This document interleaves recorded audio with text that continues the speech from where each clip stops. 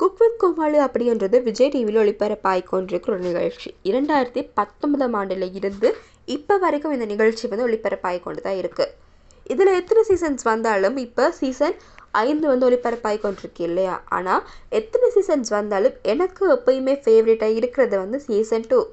அஸ்வின், ஷிவாங்கி, கனி, மணிமேகலை, பாலா, அப்புறம் புகழ், பவித்ரா, இந்த மாதிரி நிறைய காம்போஸ் வந்து உருவாகுன ஒரு ஷோ தான் அந்த ஷோ. சுனிதா தமிழாக இருக்கட்டும், இந்த மாதிரி நிறைய விஷயங்கள் ஃபேமஸ் ஆகின தொடங்கின அந்த சீசன் தான் சீசன் 2.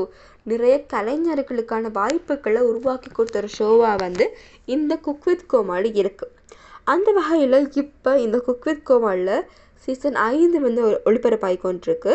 புதிய மாற்றங்கள், நிறைய மாற்றங்களோடு தான் இந்த குக் வித் கோமாளி சீசன் 5 ஆனது வந்து ஒளிபரப்பாகி கொண்டிருக்கு.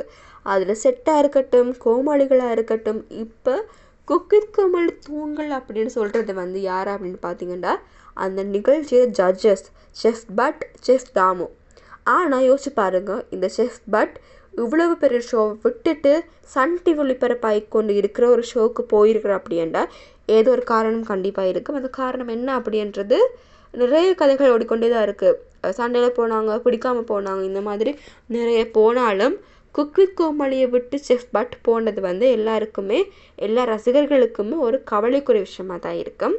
ஸோ பார்ப்போம் இந்த குக் வித் கோமாளி சீசன் 5 வந்து எந்த மாதிரி போகுது, யார் டைட்டில் வின்னர் ஆகுவாங்க அப்படின்னு பொறுத்திருந்து பார்ப்பேன்.